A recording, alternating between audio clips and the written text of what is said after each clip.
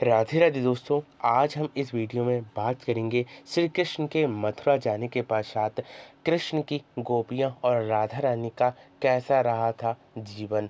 तो उसके विषय में इस वीडियो में हम बात करेंगे। शुरू करने से पहले आपसे फिर से एक बार रिक्वेस्ट है कि आप लोग इस चैनल को सब्सक्राइब करके बेल आइकन को प्रेस करना ना भूलें, ताकि सबसे पहले नोटिफिकेशन आप तक पहुंच सके। तो शुरू करते हैं।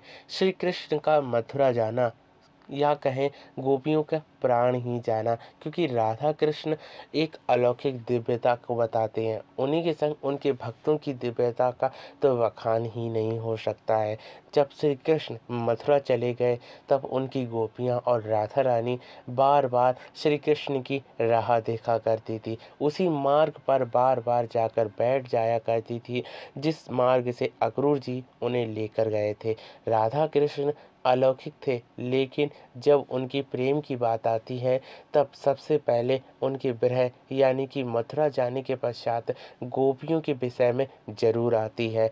जब जब राधा कृष्ण की याद आती या कहें गोपियों को कृष्ण की याद आती, तब वह उसी मार्ग पर जाकर बैठ जाती जिस मार्ग पर अक्रूर जी श्री कृष्ण को लेकर चले गए थे। बार बार वह यही सोचती थी कि कृष्ण ने वादा किया है और वह परसों वापस आएंगे, लेकिन यह बात को सुनते सुनते उनके बरसों बीत जाते हैं। इंतजार की घड़ी खत्म नहीं होती है। यही अलौकिक प्रेम है। जब श्री कृष्ण मथुरा गए तब गोपियों से यही वचन देकर गए कि मैं फिर से वापस जरूर आऊंगा। इसी आशा में गोपियां प्रतिदिन उसी मार्ग पर जाकर बैठ जाया करती थी जिस मार्ग से कृष्ण गए थे। कृष्ण के न आने के कारण गोपियां कभी कभी तो वृक्षों से पूछा करती थी कि कृष्ण कहीं यहाँ आए तो नहीं है। कृष्ण अगर आए तो हमें खबर कर देना, क्योंकि कृष्ण अगर देर से पहुँचे हम लोग उनका स्वागत करने के लिए, तो कृष्ण कहीं यहाँ से दूर ना चले जाएं। श्री कृष्ण के विषय में वृक्षों की भी यही स्थिति थी। वृक्ष भी स्वयं मुरझाया रहते थे, क्योंकि जब जब श्री कृष्ण बाल लीलाएं करते थे, वृक्षों पे चढ़ा करते थे, तब वह भी बहुत ही ज़्यादा हर्षित होते थे। इसी के संग हम बता दें कि गोपियां बार बार श्री कृष्ण का स्मरण करती थी। कभी कभी यमुना तट पर जाकर गोपियां कहती थी कि तुम्हारे तट पर तो श्री कृष्ण ने गाय चराई है, रास किया है, क्या तुमने कभी कृष्ण को यहाँ से आते देखा है? कृष्ण की वह रज की धूल भी उड़कर आए हे ब्रज की भूमि, तो वह भी मेरे माथे पर लग जाए, क्योंकि कृष्ण की धूल ही मुझे चाहिए, क्योंकि मैं कृष्ण की धूल ही बनना चाहती हूँ। उन चरणों को छूना चाहती हूँ जिस चरण को अलौकिक ब्रह्मांड के नायक छूने को ललायित रहते हैं। स्वयं शिव जी भी इनके चरणों का वर्णन करते हैं। इसी रज को मेरे माथे पर लगा देना। जब जब गोपियां बार बार विरह में रोती, तो कभी कभी तो गोपियां श्री कृष्ण का ही भेष धारण किया करती थी। कभी कभी ऐसा होता था, श्रीमद् भागवतम के अनुसार यह भी पता चलता है, श्री कृष्ण की गोपियां श्री कृष्ण की विरह में लीलाएं भी किया करती थी। कोई गोपी पूतना बन जाया करती थी, तो कोई गोपी कृष्ण और उसका अंत करने के लिए वह लीला करती थी। कोई गोपी बांसुरी चुराने के लिए सखियां बन जाती थी, तो कोई गोपी मटकियां फोड़ने के लिए कृष्ण बन जाती थी। ऐसी बहुत सी लीलाएं किया करती थी जिसके कारण उन्हें कृष्ण की विरह में जीना ना पड़े। तब तब वह बहुत ही ज़्यादा आनंदित होती थी। कभी कभी तो वह महाराज के विषय में भी ऐसी लीलाएं किया करती थी कि कृष्ण हमें छोड़कर चले गए हैं और सारी गोपियां विरह में रोने लगती थी। तब कृष्ण वहाँ पर आ जाते थे और गोपियां बहुत ही ज़्यादा प्रसन्न हो जाती थी।